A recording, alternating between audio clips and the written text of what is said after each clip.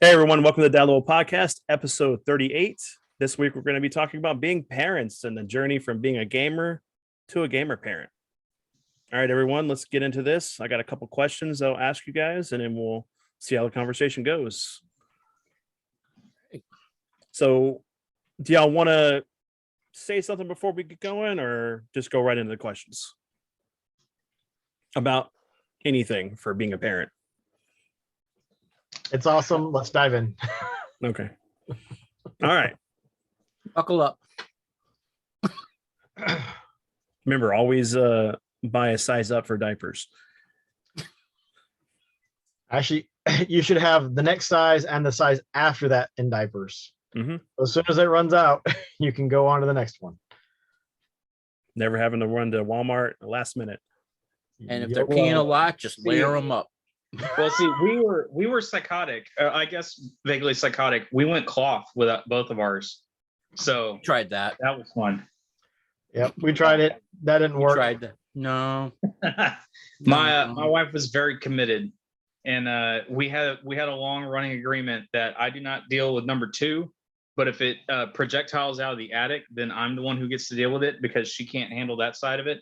So I think in the overall scheme of things, I won that because I didn't have to deal with my particular issue quite as much as she did, but it's still gross no matter which way you cut it. Which end it comes out of? Yes, Yeah. it doesn't matter. I guess one of them is a little bit more contained usually, right? In where it's at, whereas the other one could conceivably be literally everywhere. So It can't be any worse. Unless it's gas. Yeah. My worst diaper changing experience was when my oldest was 2 and we were trying to potty train him. So I get him into the bathroom and he's grunting. So I'm thinking, okay, I'm just going to lay him down, let him do his business and get him cleaned up. Pulled the diaper off. No poo, straight gas. And it hit me so bad that I'm lucky I was right next to the toilet because I just leaned over, held him down and threw up and got right back at it. yeah. Oh, Kyle. Yeah, Oh, it can't be any worse than it my was sister. so bad. It was, it wasn't a big bathroom either. So it was like a gas chamber.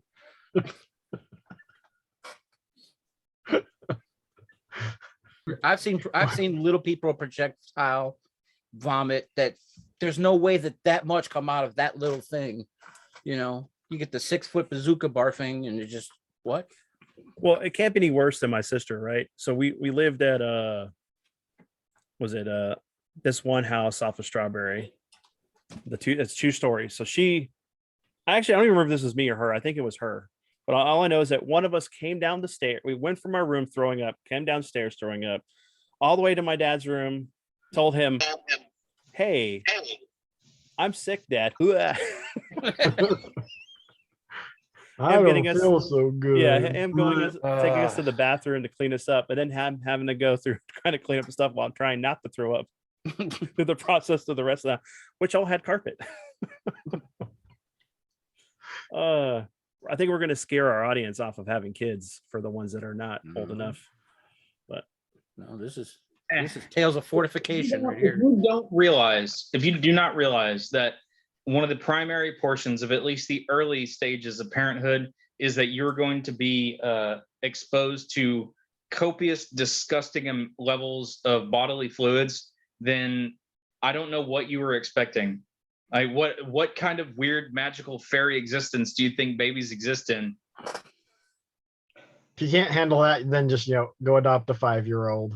mm-hmm. Yes. Stick to cats.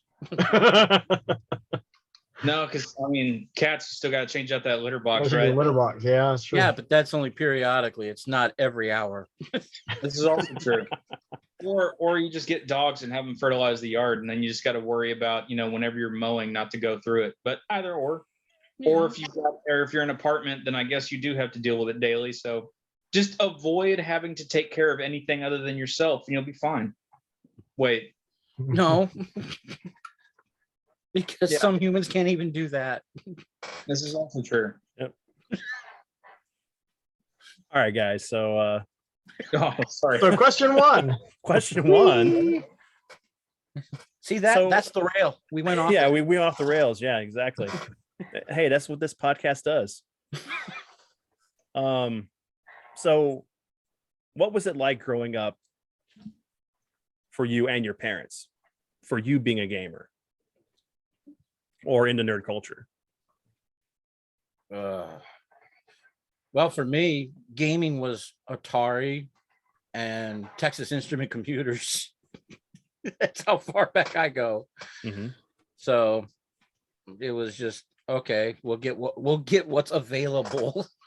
It was not a lot of super selection early on, so it was like, oh, okay. Here, you want to play a game? Here's this computer. Here's this 1,000-page book, 30 of which tell you how to make the man wave. Well, remember, you still had arcades too, so Well, yeah, for the most part. I mean, they didn't get really popular till like you came along. Well, a few years before that. I mean, they were there, but again, it was a lot of pinball and all the really good and exciting stuff didn't come out till yeah, 80, 81. or Yeah. early 80s when computer graphics were discovered, basically.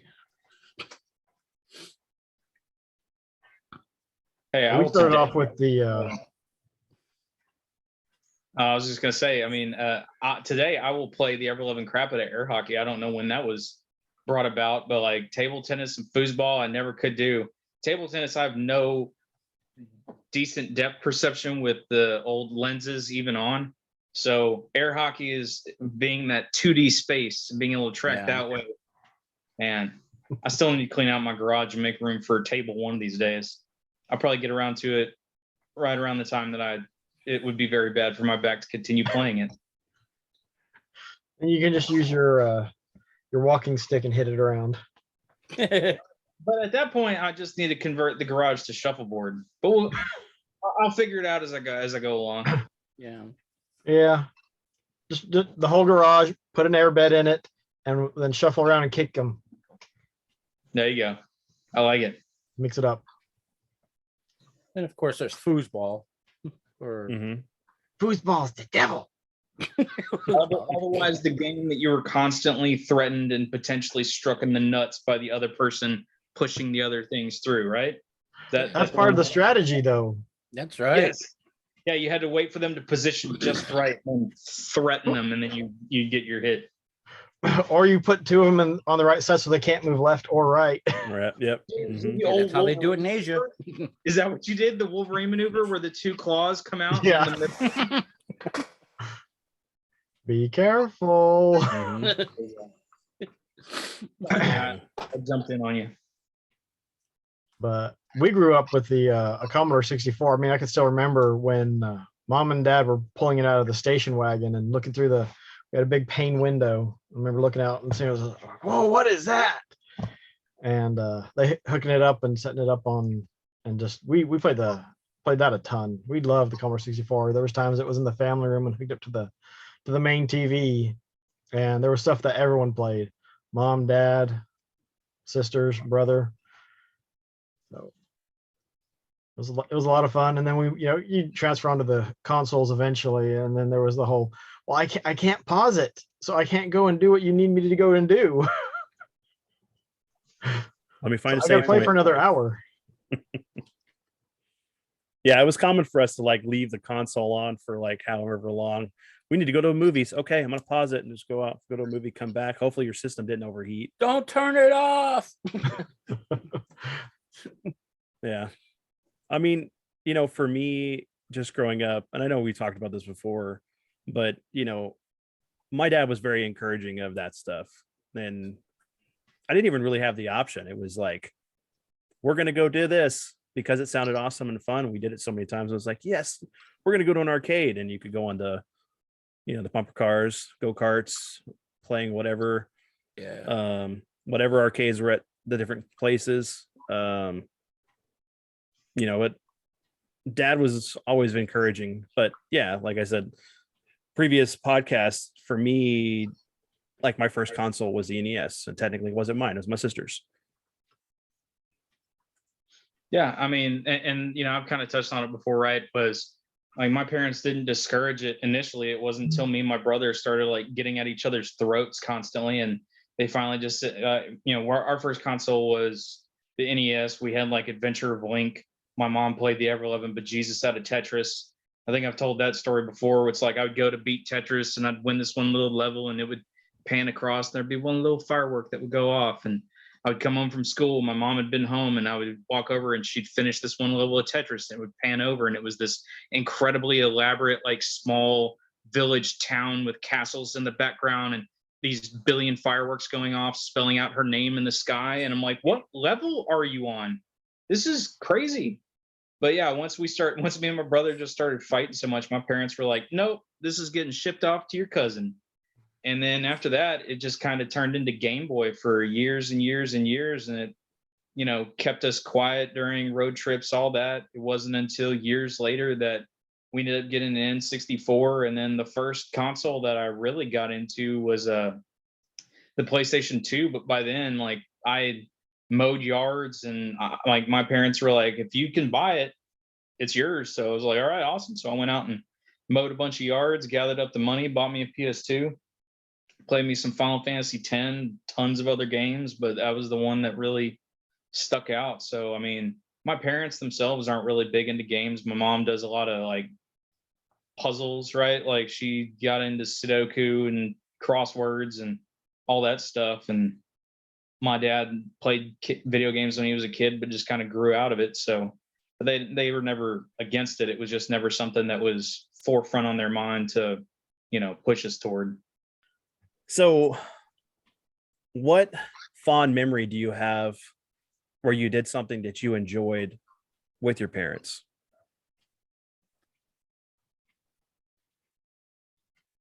Wow. And this could be anything, like, going to a movie, going to an arcade, going to comic book shops, enjoying a board game together, something that just was memorable that you didn't forget. Huh. I guess I'll jump in then. I mean, again, my family was never really big into nerd culture and games and all that stuff, at least video game wise. The thing that we did that was extremely common for my family, every single holiday we'd go over to my grandparents' house and we play spades, right? It was always card games.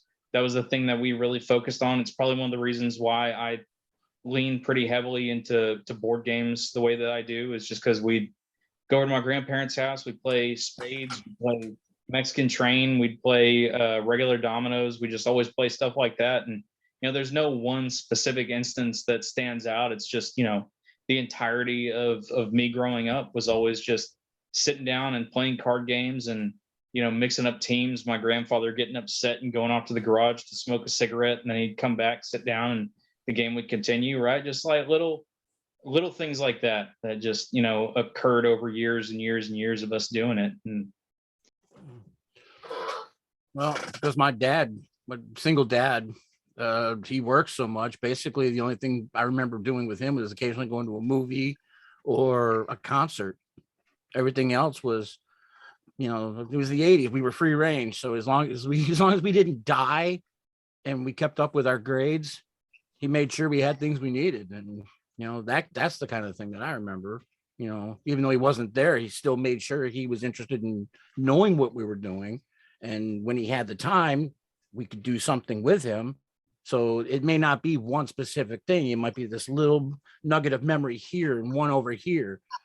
But as I get older, then I might be able to connect the dots back together and say, okay, yeah, we did this. And yeah, we did this. And, we went here. And so, but those are the memories that only come up when my kids say, hey, did you ever? And I get a lot of those. So, because my younger two, they love hearing all my exploits. And they're just like, well, did you ever do this? Or did you ever know anybody? And most of the time was, yeah, I guess I did, And it just keeps them rolling. Yeah, ours was a lot of, I think it was playing games, because I remember playing Phase 10 a lot, Clue, and then just some other board games that I don't remember, or Master Detective. That was one where it was like Clue on steroids, because they added in a whole extra side of the board and more weapons and more people and more rooms, and it was a lot of fun. But yeah, just board games. And then I only think we went to the movies. I think we saw Batman and Raiders, not Raiders of the Lost Ark, Indiana Jones and the Last Crusade. Those are the only ones I remember, only movies I remember seeing with my parents, with both of those. But I mean, there was times we'd have people over and we'd play games, all night, and it was a common occurrence. That's probably the same as David. Why I like gaming so much is because it was something that we did all the time.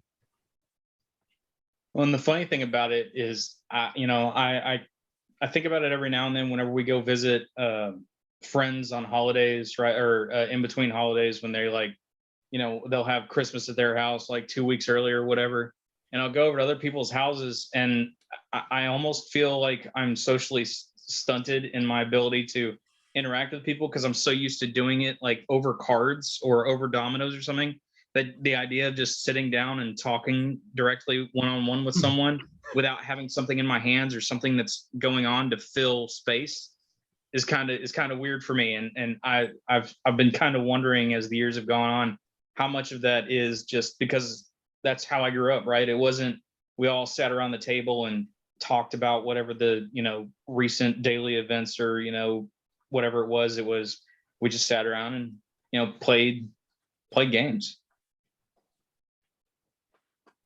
Yeah, that's my moment would be just the role playing or playing board games. Those are the biggest things for us, was just everybody over, everybody picking a character or creating your character, and weekends, like it was like from Friday to Monday Sunday morning afternoon. almost before we would go to school. It was like still role playing and D&D, Marvel, all that stuff.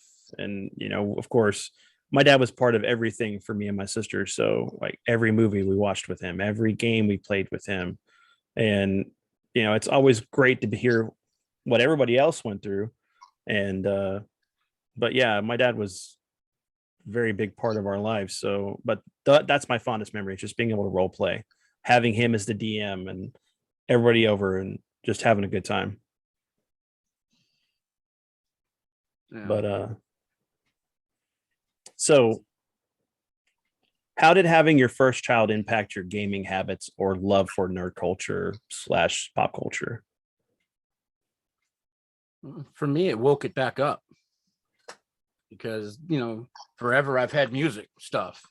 Mhm. And I would play a game or something like that, or comic books on the side and everything and when, basically when I married Aunt Julie, she already had Kyle and Christopher. So, they were like, oh, okay, they're old enough to, hey, I can start teaching them this already. They were like 6 months and a year old. I'm like, oh, okay, they know the concept of what this is. And, oh, hey, here's Batman. Oh, here's Superman. Here's Spider-Man.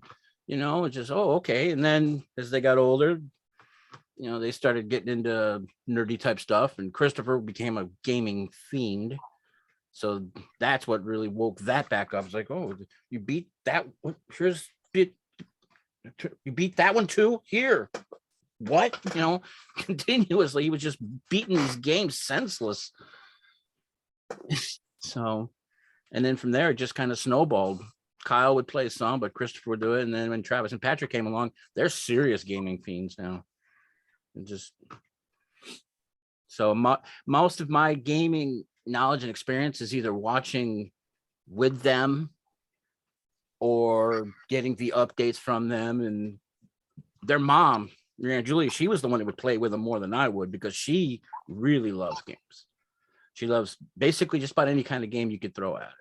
So she would get in there, and she like Dark Cloud. She got them interested in the Dark Cloud series. Dark Cloud 2, she whipped through that, and she loved the Mario stuff. We went through 3 copies of Mario Sunshine because she played it so much.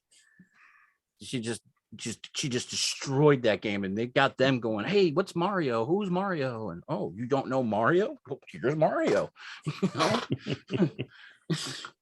Mario's got plenty. Here's plenty of Mario. And we always made sure that if it wasn't right away, they wanted the Nintendo GameCube. Okay, they wanted an NES. They wanted whatever the game was at the time, the station. tax time came around. Okay, we're going to go get this one. And then next year we go get the next one. And so we always had game systems in the house for them. It was one of those things where, okay, I'm not really good at that one, but I can watch them play it all day long because it's, wow, okay. And it was like when we role played and stuff like that with you guys, when the more you got into it, the more your dad and I got into watching you guys become part of it, and the next cycle would keep coming along. Mm-hmm. So I'm sure your dad would say the same thing. Your dad was really good at games. Or he probably still is. But I don't hear about it. But he's not playing as much as he used to, just because of the whole incident with the guy. But yeah, but watching him play Dragon's Lair, one of the first things we did before we went back to the role playing the weekend, we would always hit the arcade, and he would spend like $10 in quarters or something on Dragon's Lair, and then Space Ace, and there wasn't too many different games that we would play, but it was always that most of the time it was either the arcade at Alameda or it was Super Track. Mm-hmm. And Super Track, it wasn't any one in particular. It was like Tron for a little while, and then it was, Defender and stuff like that. But when Dragon's Lair came along, you guys were just glued to what he was doing. We didn't even have to watch. You and your sister, they would just sit there. You would just like the whole time, and he was just cranking it out. Yeah, at that time it was like Space Harrier and oh, come on. There's some other stuff that he was doing at that time. I'm trying to remember some of the stuff that came out that he was playing that we weren't playing. Tempest. Yeah, Tempest, yeah. Tempest was another one he was really good at.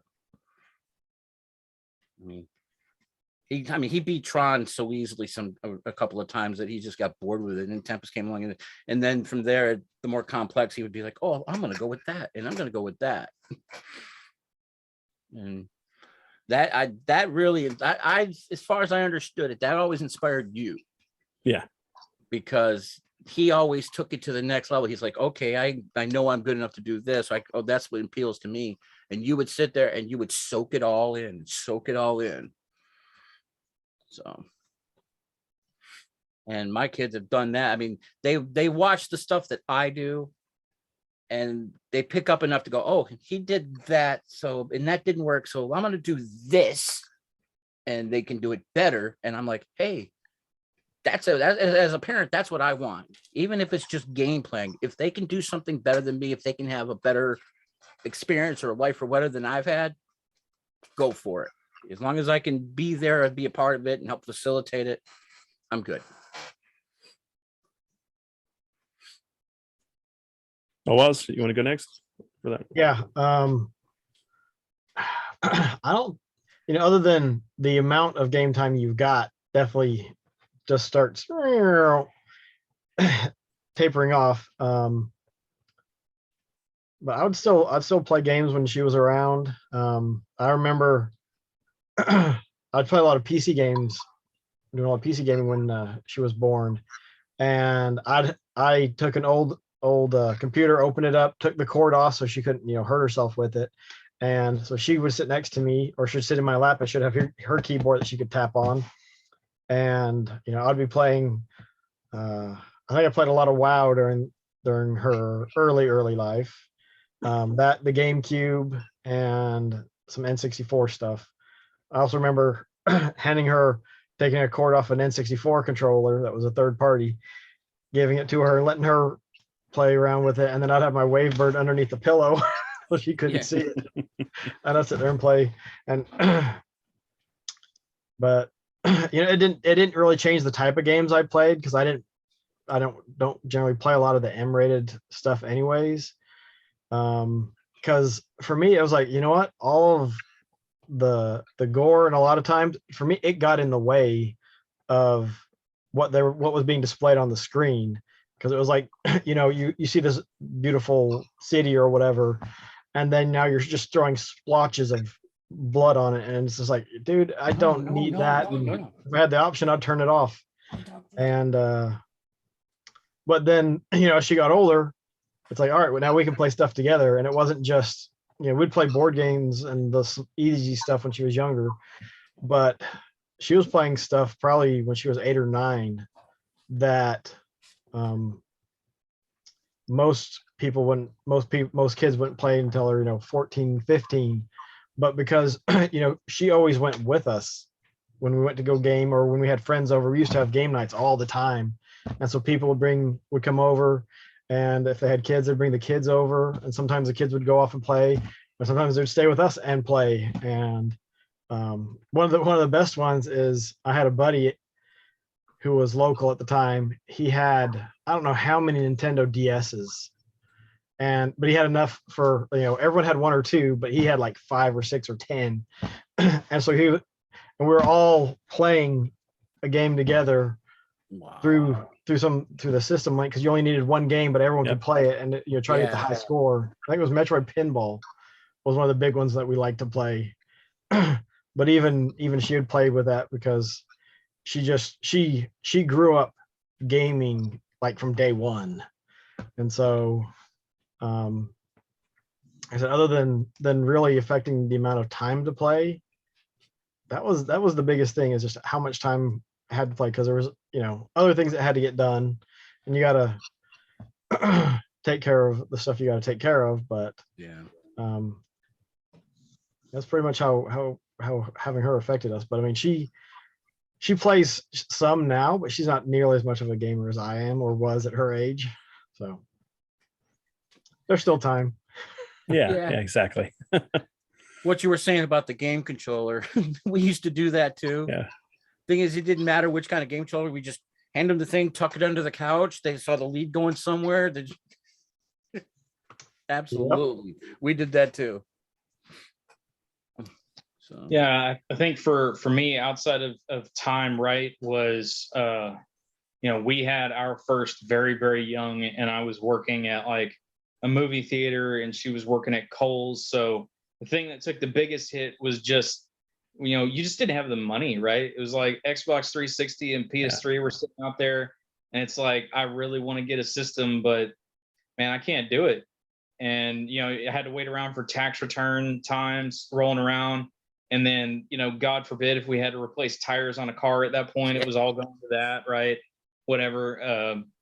Eventually, I was able to get my hands on a 360, and one of the guys I worked with at the time knew somebody who modded them, right? So it was like, oh, and he's, it was, so we went and got a modded one that I used for, years, and that's how I got to play stuff like Mass Effect and BioShock and all that kind of stuff. But even then, so many of those games I never got around to finishing, just because it was, it's such a time constraint, right? That's where, like, I know for the majority of the boys, growing up, that was when like Rock Band was really big, right? So he was a kid, and I'd just be laying on the couch. He'd be laying on my chest, and I'd have the guitar sitting there and just, going through trying to play songs, right? I was, even without having to deal with the kid, I was never good enough to do like the expert level, all that stuff. But like, I found a weird love of rhythm games off of that. But whenever he started getting old enough to start really getting into him, I tried getting him into some of the low level, like fighting game type stuff, right? Like Smash Brothers and all that. But I'm not the type to let them win. So I was just mean dad who just beat them up all the time. But now it's funny, because he's in high school and he's playing against his friends, and he's better than all but I think one of them. And I'm like, see, if you had just played me more, you would be better than all your friends, because you would have learned how to earn it, right?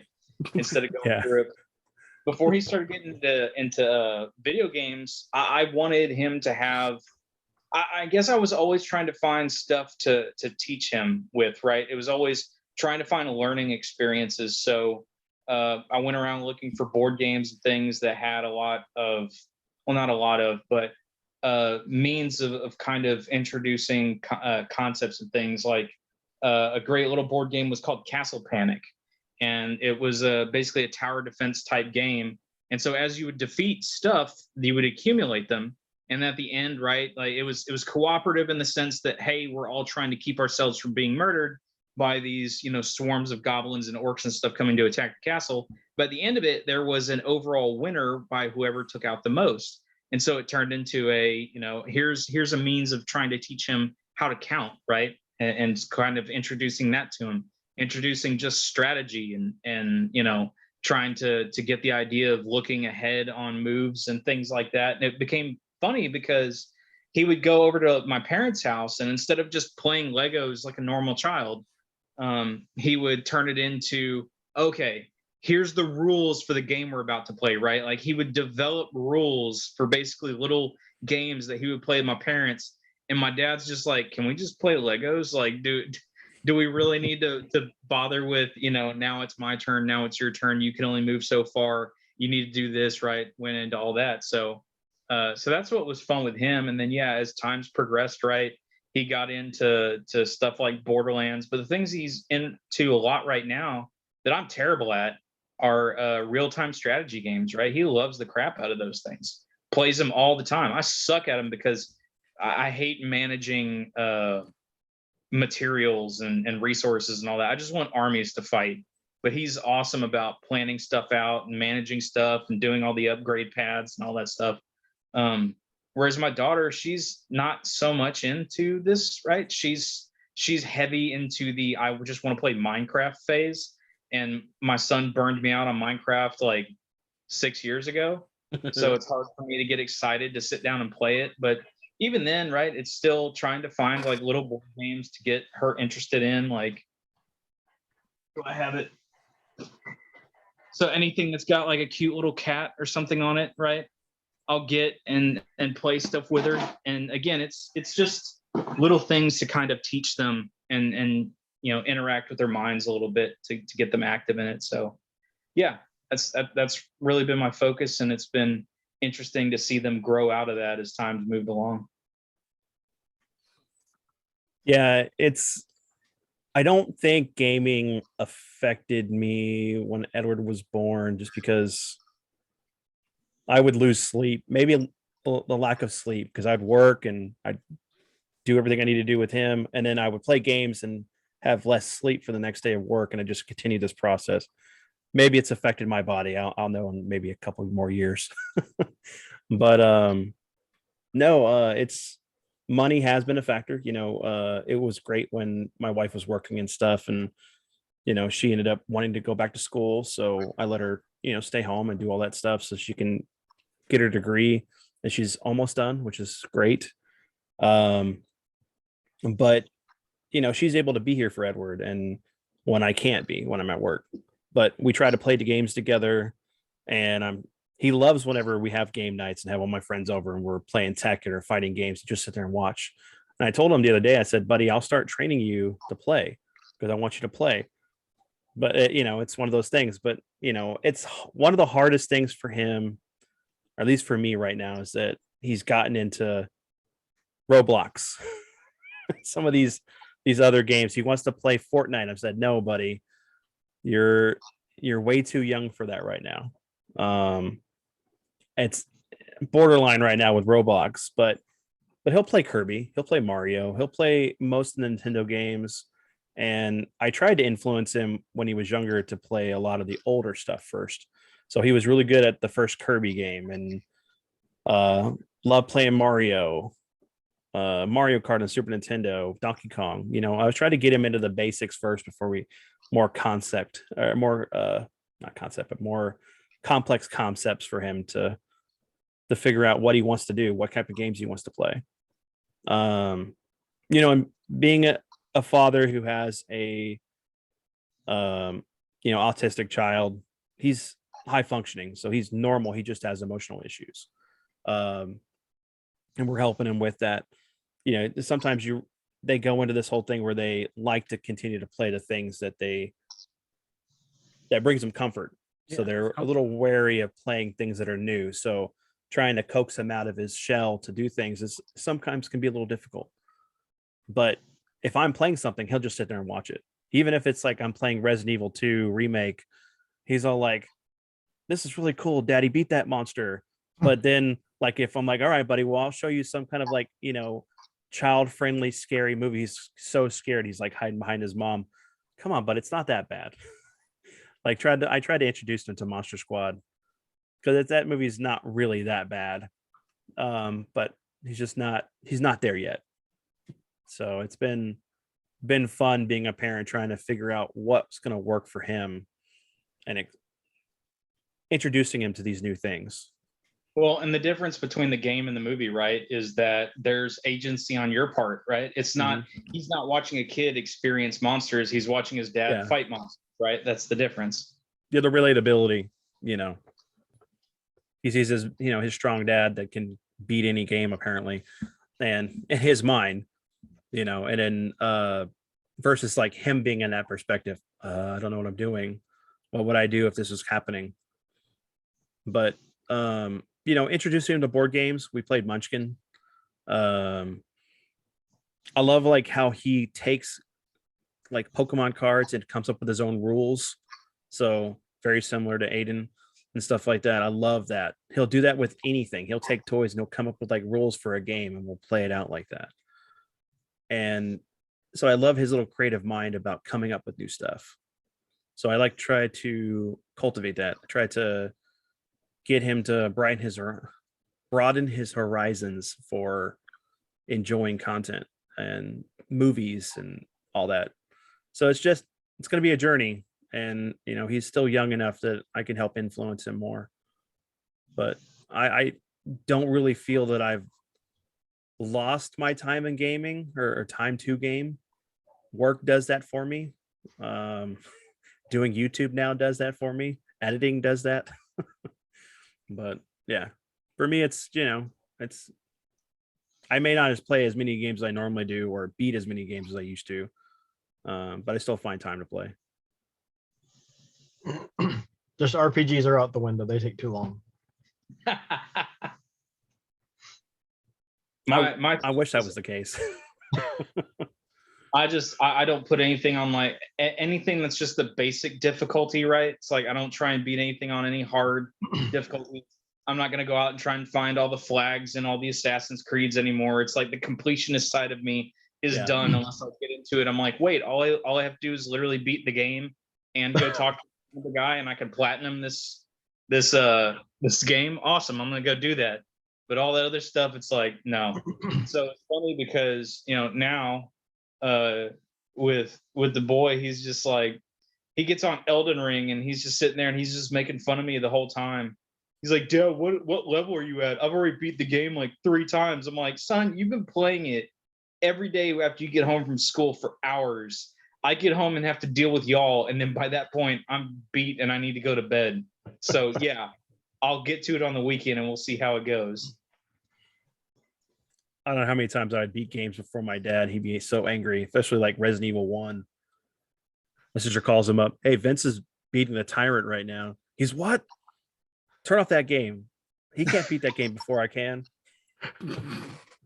That was one of the funny things, right? That was, I think Elden Ring wasn't the first one he beat before me, but it's definitely the one that he took the most pride in beating before me, because it was just one of those things where he's just sitting there and he's like, because whenever I first got it, he wanted to play it first. I'm like, no, we're not doing that.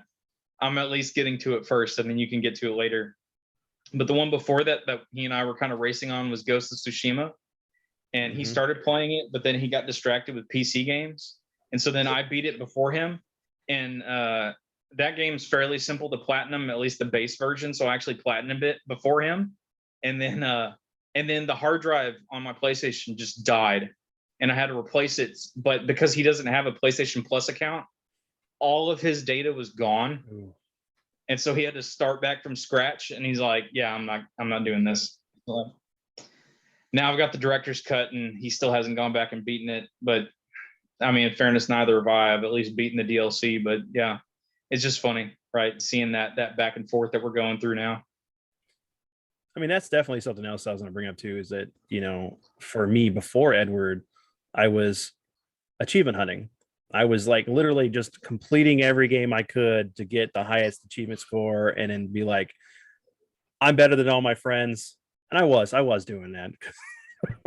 It's just like, it was the perfect way to show how good of a gamer you were, even though it didn't mean anything, but Yeah. But you convince yourself it does, because I mean, I was achievement hunting, and I had one friend. I was like, I'm gonna catch him, and he had an Xbox Live account years before I did, and I was playing games, and I was like, all right, looking up what was it, Xbox360achievements.com, and sitting there looking to say, okay, what do I need to do?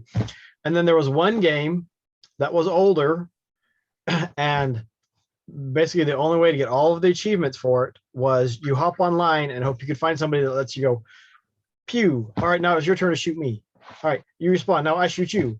And you sit there and take turns, and you had to do it like 1,000 times. And after that, I was okay with not getting it all the achievements anymore. That killed it for me. I was like, wait a minute. I'm supposed to be playing games to have fun, and my time is very limited. And I'm sitting around, I don't know how many weekends I did that. And I was like, that was just stupid. It wasn't even fun at the time, but it's like, I've got to get it. It's this last one. I'll have 1,000 points for this game once I finish it. And it was is it Turning Point? I think Turning Point Fall of Liberty. Okay. And on the Xbox 360. And I was like, all right, it's online. I can get all the achievements, and I did it. Yeah, not anymore. No, when I play games, it's for fun. I think the only thing that I am at this point completely swearing off ever trying to do again is get Lulu's Ultimate Weapon in Final Fantasy X, because with the HD remaster, it has that frame Latency lag. Yeah. Right. So it was a pain in the ass before. It is there's a way to do it where if you go to a certain part of the map, you're underneath a little lightning rod and you walk out towards a crater, and at one specific point it will automatically trigger a lightning bolt, and then you back up and you walk out to it, and it does it over and over again, right? For 200 times. But that's the only way that I found that I can do it on the remaster. And I went through, I got it, and I was like, never again. I'm never doing this. This is so abysmal. I still haven't done it. It's so awful for a character I don't even use in my party. But I just said, I did it. I finished it. And I'm like, I'm done. Lulu, get the hell out of my party. Marty.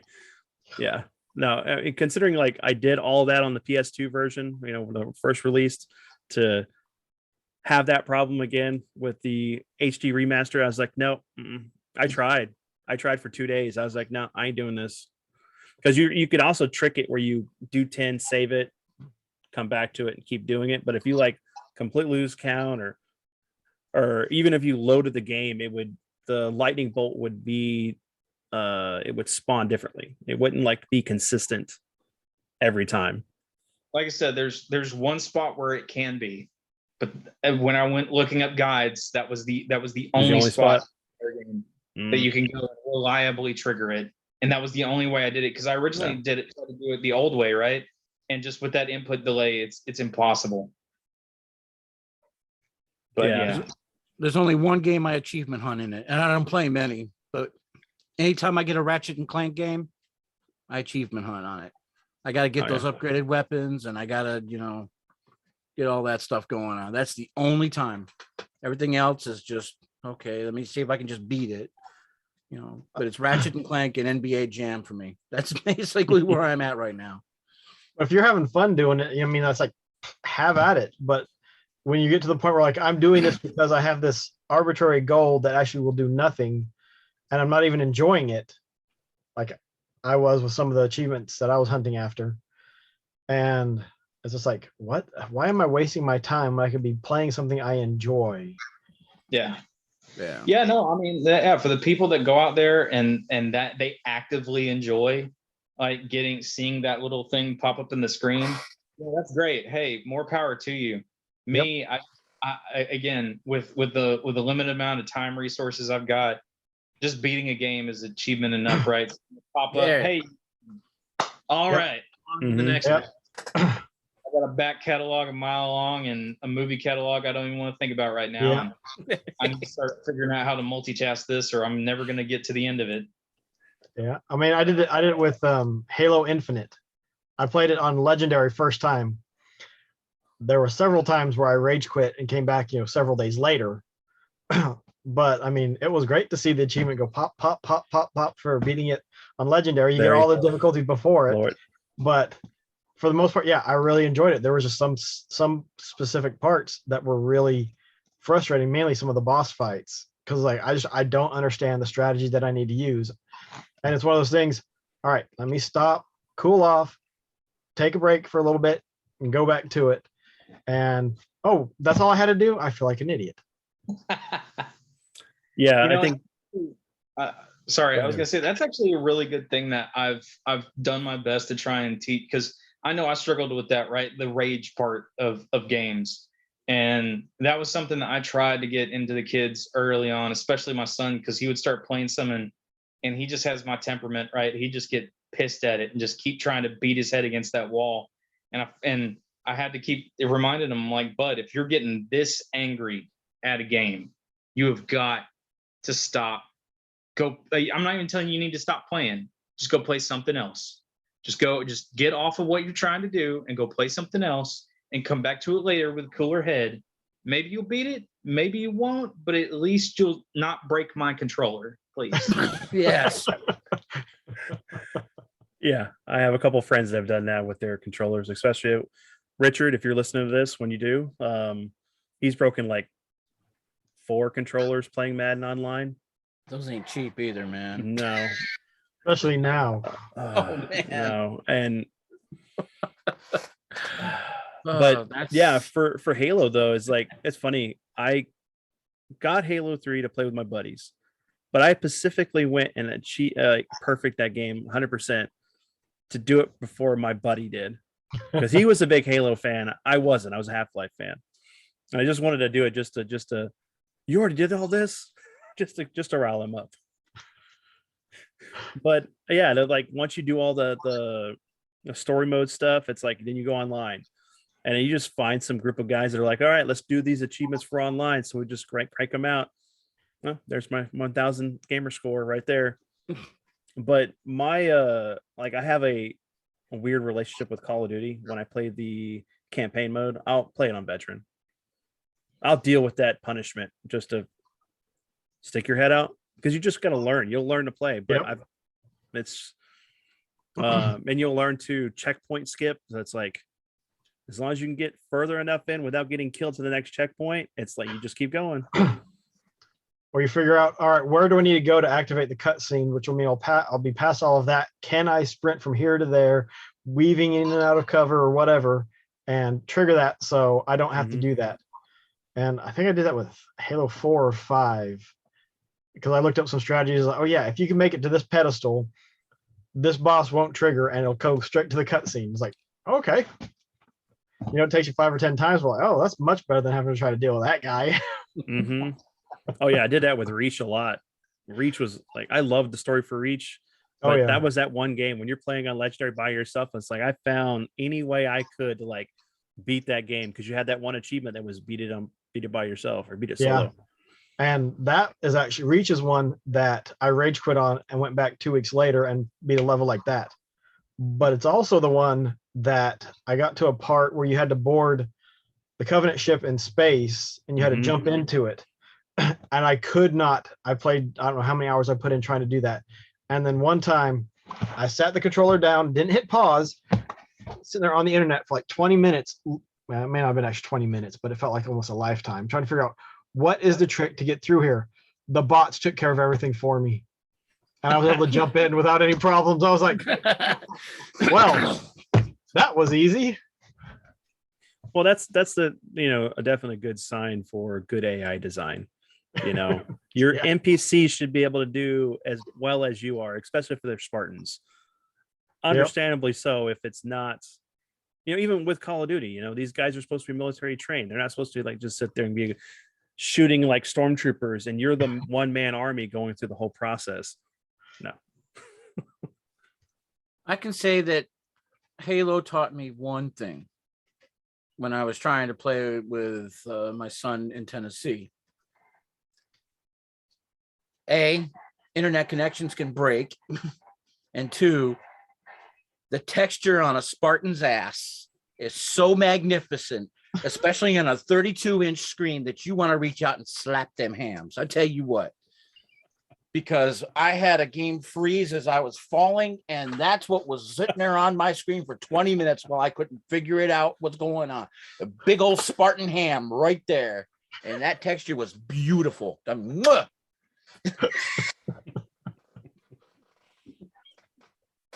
I can say though that multiplayer is a little bit harder being a parent sometimes. Oh yeah, you don't have the time to get to know the maps and the spawn points and where all the weapons are.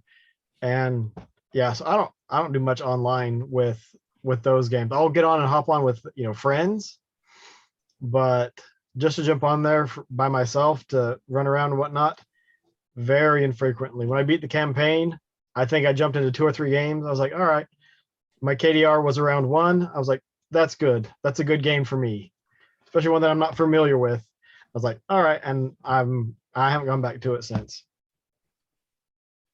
Yeah, it's definitely hard getting into the whole battle royale scene with the Warzone with Call of Duty, because I tried to step into that with those guys, my buddies that we play with all the time. If we're playing team deathmatch or hardcore team deathmatch, I'm good. I can still play. But doing this whole Warzone thing where you're like having to worry about the gas, and like we did this whole one mission where it was like, we got to get over here to this shopping center, get this stuff, get a car. We luckily had got a turret. We put the turret on top of the hood of the car, so it would be shooting as we're driving. We got the car stuck into some poles. I wasn't driving. It was one of my buddies was driving. So we couldn't get it out of there. And then some guys rolled up in another vehicle and took us all out. Yeah. It's like, I don't got time to sit here and play that, guys. I got a podcast I got to do and videos, and I want to. Crimson Skies. Yeah, exactly. Yeah. Or some Chrono Trigger, some other RPG that I know I can beat and stuff. Yeah, that was one thing with RPGs though that's gotten me now. It's like, you know what? If you put enough time into it, you will beat it. Mm-hmm. I'm just like, I don't know if I want to put that much time into it. Sometimes you just want to fly through a game. You just want to experience the game and get to the next one, because especially, when you've got kids and you're older and you got all this other stuff going on, it's not like when we were kids and it's like, dude, the whole weekend I'm staying up all night. I'm playing games. You get an hour sleep, you hop back up and you start doing it again. We can't do that no more. No. And was it I was up, was it? Yeah, Friday I hung out with like the guys on the Retro Trio podcast, was talking to them for a little while on their Discord, and we were up pretty late till like 5 a.m. I was like, man, I don't have any work tomorrow and I don't have to do anything. I'm gonna take it's 6 o'clock now. I'm gonna go to sleep. I'm gonna wake up at noon. I'm gonna get a good 6 hours of sleep. Woke up at 2 o'clock. But he's like, no, you need 3 hours 8 hours of sleep. You're done. Yeah. But that happens with your gaming too. It's like you're in a good gaming session. I gotta go to bed. One more. Yeah. Mm-hmm. Yep. So back in the day we had Joke Cola. Yeah, Joke Cola, Mountain Dew, Swiss rolls and Mountain Dew. Or what I called super Kool-Aid, which is 2 packets of Kool-Aid, 4 cups of sugar, and a gallon of water or whatever, something like that. And it was like we would just sip on it. And it's like, I'm surprised I wasn't heavier then, because I was super skinny all the way up until like my job and having a child and adult life. Happens. I'm not diabetic. I'm lucky on that. Yeah. Next question. Yeah, it's more of that. Question, what is it, number 3? Yeah, number 3. Yeah. All right. So technically, we ended up answering 2 of the questions I had designed for that, because the other one was like, do you find it harder to play games as a parent? So we basically wrapped those 2. Yeah. So we're saying that one beat legendary, right? So we got extra achievements underneath. Yeah, that. that's right. Yeah, exactly. Awesome. Yeah. So we've been secretly achievement hunting. Well, and technically, we could have this one too, which was what games do you play with your kids? Well, Like now versus back then. None Or- now because they're older. they have bedrooms. Well, and this could be a board game question too. Do you guys play any board games, card games, or anything like that? Mostly board games now, because that's the time when everyone has time to come together. Mhm. We do play some Mario Party online, or the Mario Parties games we like to play, or we'll watch one another play Animal Crossing. But I don't know, 4 or 5 years ago, my daughter, we went over to a friend's house and they had Lords of Waterdeep, and she loves that game. We ended up picking it up, and so we played that one 2 or 3 weeks ago. But that's one that we can just sit down and play. And I'm trying to figure out, how can we mess around with these rules, because I want to build as many buildings as I want to. Personally, I love that mechanic of putting out more spaces for people to do things, Mhm. because then it's not like, okay, well, you're hamstrung, so you have to go here, and I'm going to reap whatever benefit from it. Which, yeah, that's part of the strategy, but I just like, because some of the buildings are so cool. But we'll play that. We'll play one called Progressive Rummy, Rage, and I don't know. We've got so many board games, and I need to stay off Kickstarter. I don't know if you've played any of the Tiny Epic games, but I think I have. I might be missing one of the Tiny Epic games, but there's 1 or 2 of those that comes out a year, and it comes out in a box about that big and about that high, and they're all a lot of fun to play. But I don't know. There's so many. Scared of those. I haven't gotten into those yet, and I'm trying not to, because it just I've finally collected as much of Zombicide up to this point as I care to, right? Like there's all kinds of like extra boxes of extra characters and weird baddies and all this stuff, and I'm like, you know what? I'm good. I got all the core sets and core expansions. But yes, Kickstarter has been the bane of my existence and what was funny was I got off of it for about 3 years and I was fine. And then out of nowhere, I just saw, oh, hey, Zombicide's coming out with a Wild West version. That sounds pretty cool. And then it just went downhill from there. And all of a sudden I found out that Sentinels of the Multiverse is putting out new definitive editions of its game. I'm like, you sons of bitches, I thought you were done. Why are you dragging me back in? Why is this art on these cards look so amazing? But yeah, so I mean, yeah, and we've got a million little board games, and I keep finding more that introducing the kids to. And what's sad is we'll get them, play them like twice, and then it's like, oh, hey, here's another one, and then we'll start playing that one, and it just there's a handful that we come back to, right? Like again, Zombicide, we've kind of gotten into quite a bit here recently. For a long time, we were playing the crap out of Sentinels of the Multiverse, and now I've just got little card games that are easy to bust out here and there. It's not, like Cthulhu Realms is a pretty cool one, and then I don't know if y'all have ever played Boss Monster, but Boss Monster is pretty dope. I've seen it, but I haven't played it I've looked yet. at it several times. haven't bit that bullet, but there's one that we picked up, I don't know, probably within the last 2 or 3 months, called MetaZoo. It's supposed to be like a combination of Magic the Gathering and Pokemon and Yu-Gi-Oh! And a lot of the bigger ones. And that's been a lot of fun because it has a lot of fourth wall breaks. It's like you'll play a card and it's like, if you can see clouds outside, this creature gets this bonus, or you get to do this. That's cool. That is pretty cool. And there's it's not mana, they call it auras, and you'll have like your forest auras or your town aura or your star aura. And if like in place of being able to see that, if one of those auras is out, it can trigger that same effect in your card. And it's actually, I think it's fairly new. I think we got it on series 2 or something, but it's had some Kickstarters, and it's a really interesting change in it, because like we went through a Pokemon phase with my daughter. She started playing. The comic store was like almost, just a couple miles from the house. We went outside of the neighborhood and it was right there.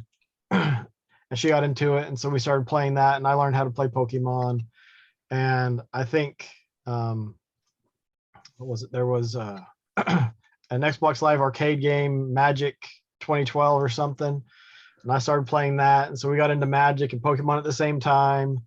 And so she started learning how to play Magic. And so, it's just, we've just across, just the gambit of games and picking up this here and there. Oh, this looks cool. This looks neat. And so, you got the wall of games that, like you said, you play it once or twice. And then you look at the stuff, you're like, oh, we need to play that again. 6 months later, oh, we need to play that again. And you still haven't played it yet. So, Yeah. Yes. but it's a lot of fun just to pick something up like that. MetaZoo was something that she was interested in. And she liked, she read the back of it. Oh, this sounds interesting. It's like, okay. Talk to somebody at the card shop. He's like, yeah. And he explained it a little bit. And so we bought some packs and sat down there and opened it up and tried to figure out how to play and played a little bit. And, but I mean, I think Lords of Waterdeep one we keep going back to. There's another one called Sequence that she really loves. There's a really quick one called For Sale. That one y'all are familiar with.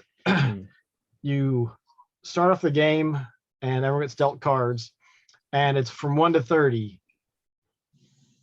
No, sorry, you get coins. You start off with some money, and you use the money to bid on houses that are put out face up. And so you bid on those, and when you get rid of those, get done with those, you have your houses. And when you use your houses to bid on checks, and whoever ends up with the most checks or the highest number of or the highest amount of total from those checks wins. Oh, nice. Huh. It's pretty quick. It's not really complicated, but she always wants to get the 30 because then she can get be guaranteed to get a check that has 15,000 is the highest check. So she can be guaranteed to get that one. And so she's like, all right, well, I'll put in 5. She's like, I'll put in 6. I'll put in, so they're bump it up. And it's like, all right, well, if you're not the final bid, you can say, okay, well, I'm going to keep, you have to pay half rounded up. So if you put in 7 coins, you're like, all right, well, I have to pay 4, but I'll take back 3 and I'll get whatever the next one is. And she's like, all right, well, now I had to pay 8 or 10 or something for the 30. It's a lot of fun though. Sounds And awesome. there's always the staple Monopoly. I love Monopoly. If you play by the rules, it is not a game that never ends, because we can get through a game in an hour, hour and a half. I usually win, but if you play Monopoly by the rules, it's simplistic, and you monopolize the board, you monopolize the houses and the hotels, and it's all good. No. But I gotta hear what David's jumping in his chair. No. We've gone over this before. I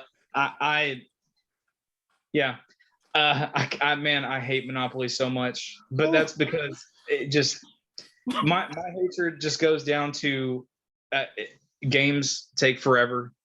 And my brother, you say monopolize the board. My brother wouldn't monopolize the board. He would monopolize the end of the board. And it would literally get to a point where I would own everything. I would own absolutely everything. And he would have just built this little castle of hotels on those last couple squares on the goddamn board. And he's got like 2 little pennies that he's rubbing together. And I would roll, and somehow I could have just passed go. And magically I would teleport all the way around the board and land on that stupid thing. And we'd sit there and do the math. And he's like, you owe me everything. I'm like, no, that can't work. Why? And it's like, okay, here's the fortune I built all of this game, and just flip it. It never fails. It's the weirdest crap.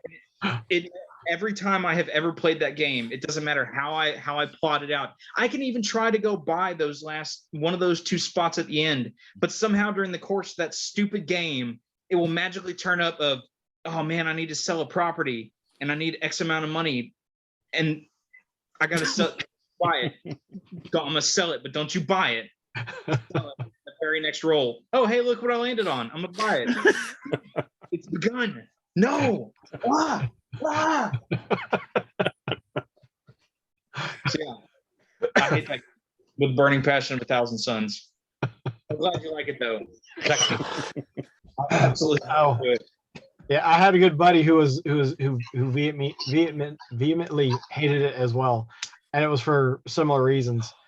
But yeah, I don't, and like I don't know. It's probably because I was in my teenage years. I was like, oh, these are the actual rules.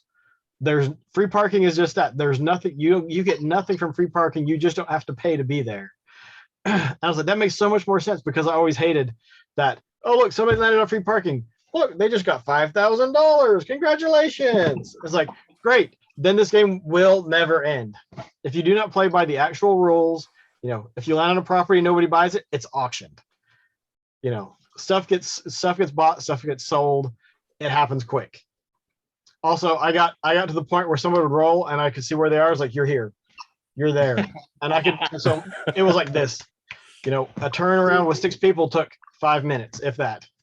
See, that's how I got with Candyland, right? Like it's a weird game to do that with, but I would literally sit down with the kids and be like, all right, kids, we're going to play Candyland, but I'm not going to play a character. Y'all just keep your hands on your little people. And I'm going to start just dealing cards out. Let's go. Boom, boom, boom. And we just run through Candyland. All right. He won. Who's next? You want to go again? All right. Reshuffle. Start it. Go. Here we go. Boom, boom, boom, boom, boom. Just start throwing them down and burn through Candyland fast. Yeah. It's weirdly fun just to be like, all right, double green, double orange, purple, the weird candy person, the mud tree, whatever the hell it is. Man, y'all are killing me over there laughing so hard. I just poured coffee all over myself and had to change. Man. Oh man. Yeah, that's right down the thing front. about kids and gaming is you never know what game is just gonna click with them. Yeah. Like, because my daughter was probably, I don't know, before she was a teenager, she first played Lords of Waterdeep. And I mean, Lords of Waterdeep is not a really simple game, but like something clicked with that for her and she loved it. And she was just like, just straight into it, loved it. My friend was so happy because it was a game, that he was all excited to get, and he had the expansion. And there was several times we played with both expansions in it. And, it takes like 3 hours. And, but, it's just to see when that light clicks on, whether it's a video game or a board game or a card game. And there's like, this is like my game. I love it. I don't care what everyone else says about it. I really enjoy it, and I will play it whenever I can. Did any of you ever get into Cards Against Humanity? We play from time to time. I've wanted to, and I've wanted to get it for me and the boys because they're now at that age where the family humor has shown up brilliantly. It's appropriate now. Yeah. They're definitely old enough and stuff like that. I just haven't done it yet. Yeah. I mean, I've watched stuff online with it and everything like that. And I love the concept of it and everything. And I love watching people play it. I just have never gone out and gotten any of the sets or anything. So. Yeah. Yeah. It's just, it can be difficult sometimes because, the whole way you win that game is so subjective, right? That you something that you might think is funny, you actually have to be playing to what you think the humor of the people that you're playing with, right? Mm-hmm. So it changes it up a little bit, and like it's fun, but there's definitely games I go to before I go to that. I think my favorite board game moment of them all is, again, my family is extremely competitive when it comes to this kind of stuff, and we were actually visiting Vince, your dad, when over there, and it was all of us were sitting down playing King of Tokyo. Oh yeah, that game's fun. Ember didn't realize, she didn't fully understand how to play, and we were going through, and I was almost on the verge of winning, but your sister was just barely ahead of me. And on her turn, she did something, and I realized that one of her card effects would have allowed her to win, but she didn't know it, and so it moved on from her turn. And I'm sitting there doing the math in my head as it's going around the table, and I realized, if I can get my son to take over Tokyo, and if I attack him, and it's like there's 2 or 3 people between me and him, and all of them are not very aggressive, so they're not going to go and attack him in the town. But if I attack him and he gets out, which he automatically will at that age, and I take it over, then I win. So I call him over to me. I'm like, hey, buddy, play this card, and then you'll take over the city. And he's like, oh, okay, cool. And so he goes back and he does it. and then I attack him and he gets out and hop in. I'm like, I won. And everyone's like, David, did you just use your son to win this game? I'm like, absolutely. Yeah, exactly. 100% I did. And they're just sitting there like, that's wrong. And then my son's all feeling, he's like, Dad, I can't believe you did that. It's like, hey, you didn't have to play the card I told you to play. You chose to He chose to follow my direction. he learned a very valuable life lesson, which was whenever playing games, be wary of what dad is telling you in terms of what to do. But then it was so good. I told you, but then I explained to Ember, I was like, well, on your turn, before any of that happened, you should have won because XYZ the other. And she's like, okay, well, I do that then. I'm like, your turn's over. Or it's already over. You can't do that. Wins. I'm like, no, that's bullshit. I won. Several turns have happened since then. Yeah. You are done. Oh man, that's good. Have you guys played a game called Flux? It's like, look, I have no I've heard of shame. it. I've heard of it. Yeah, Flux is interesting. It's good with just about anybody because the rule starting off is you pick up one card and you play one card, and you start with 3 cards in your hand. I think the goals are changing the entire game as people play them down. Like as you start, there is no way to actually win. Somebody actually has to put down a goal before you can win. But it's just interesting because as people are putting out goals, if you're not paying attention to what people have, the keepers they have in front of them, it's like that. You can make somebody else win and not even realize it if you're not paying attention. You put that down, it's like, oh, you just made them win. You're like, what? No, I was like, I only needed one more turn. Like, yep, you did it. It can take, I've had a game last less than 5 minutes, and then it can take, a half hour or an hour because you just can't get the things to line up properly. And there's like there's dozens of variations of it. There's Firefly Flux, there's Monsters Flux, there's regular Flux, there's Family Flux, and the list goes on and on. That reminded me, I've told you, David and Vinny, this story. The shortest role-playing game I ever played lasted just over 3 minutes.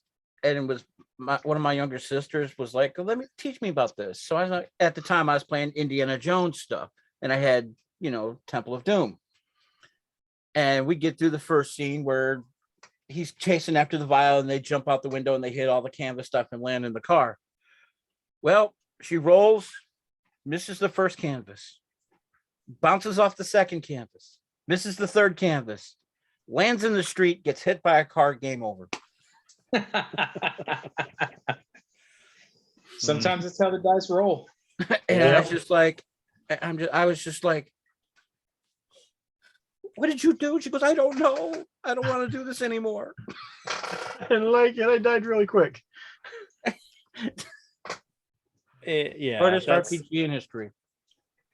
Yep. It's so going to mine real quick, and then we can go to like the last question because I know we want to kind of wrap up. But for my son, it's usually Minecraft, or like I've been getting him into Metal Slug and like Into the Deep, and a lot of these side scrollers. But the card game he loves to play the most is Uno, surprisingly. That's cool. He loves trying to like beat us or beat mommy, and he'll beat mommy. He's like, all right, daddy, let's play. And then I beat him. All right, mommy, come back and play with me. Daddy doesn't play nice. He doesn't play nice. So he has this whole thing where like every time we'd play something, he's like, you can't win, daddy. I gotta win. So I got the Godzilla board game. I can't remember what it's called at the moment, but you basically have like miniature kaiju figures you play. So you can play like Godzilla and most of the different, his monster bestiary. And so I had to make up rules because I hadn't read the rules yet so we can play. And he enjoyed that. He's like, I want to play again, daddy. I want to play again. All right, let daddy read the rules and we'll play it again. I haven't had time to do it yet because of just everything going on. But now that our table's clean, I'll be able to start doing that with him more. I'll probably be playing with him this weekend on a lot of board games. So I'm looking forward to it. Yeah, just having the space to be able to do that is, unless we go over to my dad's or David's, it's like, where can I put up this together? Because I got like the Gargoyles board game and the Aliens. There's 2 Aliens board games. And the Thing board game, I can't play any of it right now because I got to have people over, and then just having the space to do it. It's the biggest factors. Mm-hmm. But all right, so last question, then we'll wrap up this episode. So I feel that I'll put it this way. I'll pose the last question as two, but it's going to be in one question. So part one of the question is, what do you look forward to in the future doing with your child? What do you look forward to doing with your child in the future? You know, gaming wise, movie, you know, what part of their journey of being a nerd do you feel most passionate about that you look forward to seeing?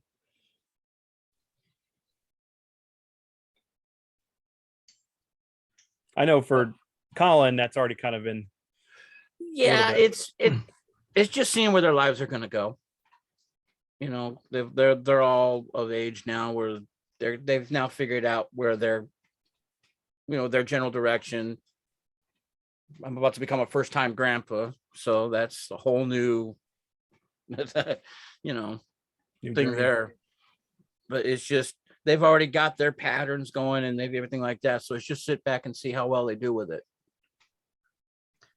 Yeah, and I think I'm at that step right before that, because a couple of years my daughter will be off to school. She wants to study 2D or 3D animation. Nice. And and probably a couple of years, 2, 4, 6 years after that, marriage and kids and grandpa and and all that. But it's neat to see, same as the board games, the things that excite her and just get her really going and involved. Like she a year or two ago she started making stuff with clay, and so she's been practicing that and making little gnomes. She made me a little lizard, but wow, Nice. it's holding a Master System controller, and then there's the Master System in the back.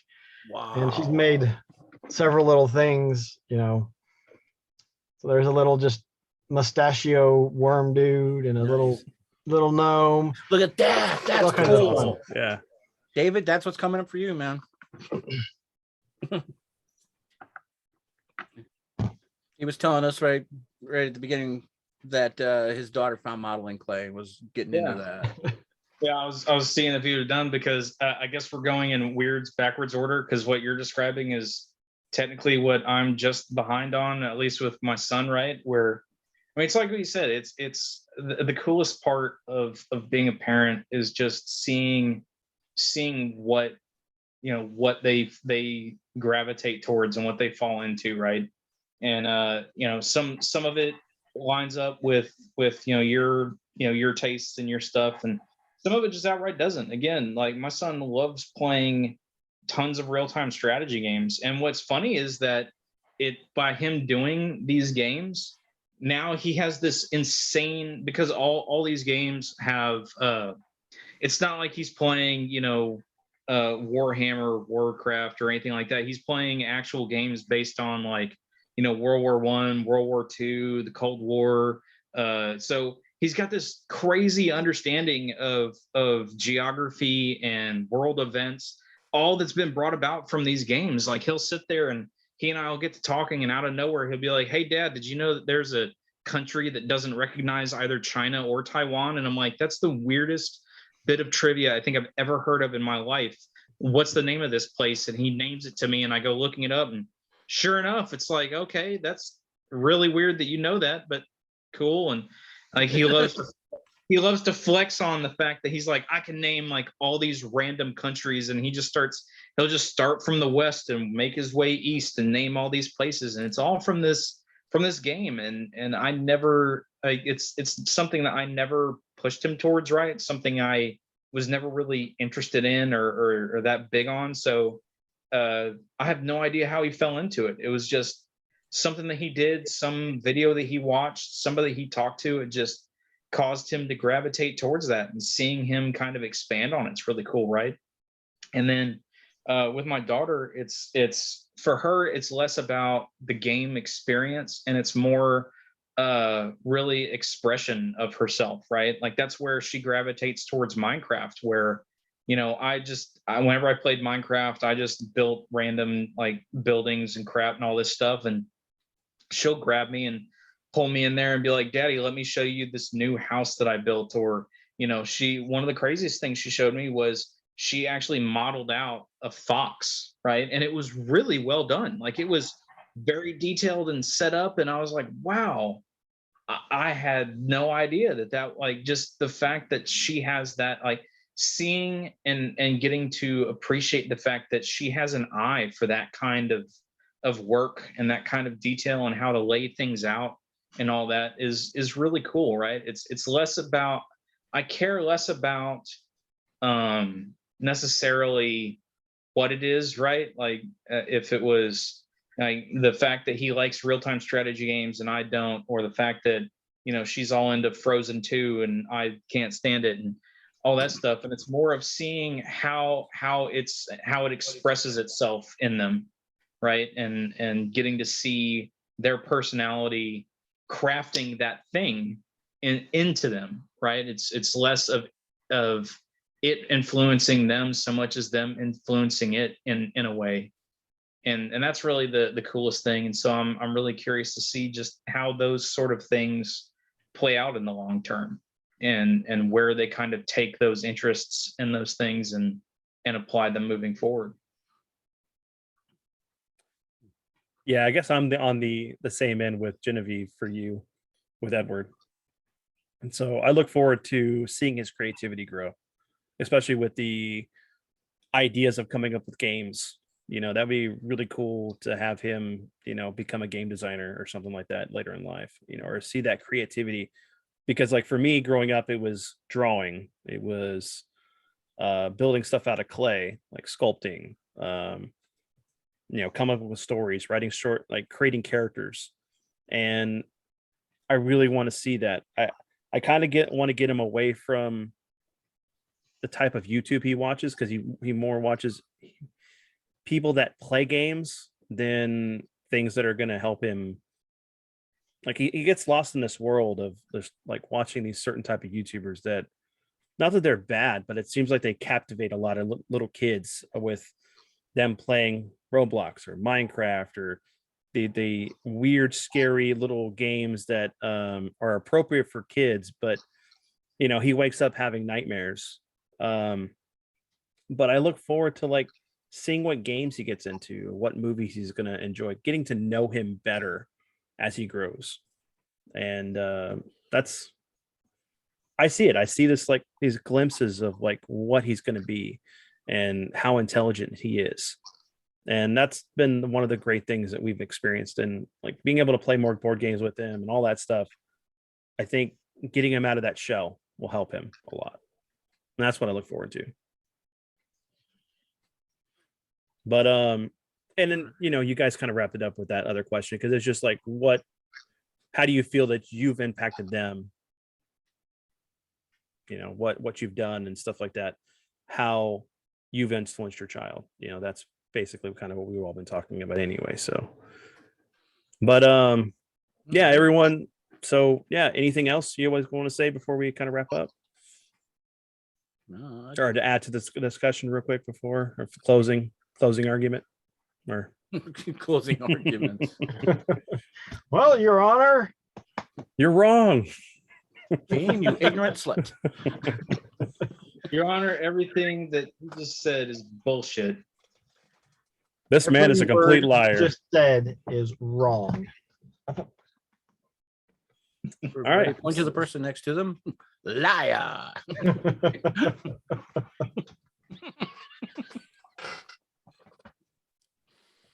I didn't even get to. I just went into the episodes. I didn't even like introduce you. Owaz. Do you want to like say real quick like how people can find you, and I can just edit it in there? Okay. Yeah. Yeah, sure. Now that I'm on the spot, gosh. Hey, I'm Owazrim. You can find me on Twitch and Twitter and YouTube. Just Owazrim, and Google it, DuckDuckGo it, whatever, and you should be able to find me. Stream a lot of retro stuff. We're like the Sega 8-bit Master System and that stuff that doesn't get talked about a bunch. But yeah. All right. Yeah, thanks. All right, everyone. We hope you enjoyed this episode of the Little Podcast. If you're a parent, tell us below what your favorite moments of getting the game or experience pop culture with your child. If you're not, let us know what topic you would like us to talk about next. Or, if you'd like the whole board game discussion and you would like us to continue on with that, we can make that an episode. Just let us know down below. But everyone, have a good one. Until next episode. Later. Deuces. Bye bye now.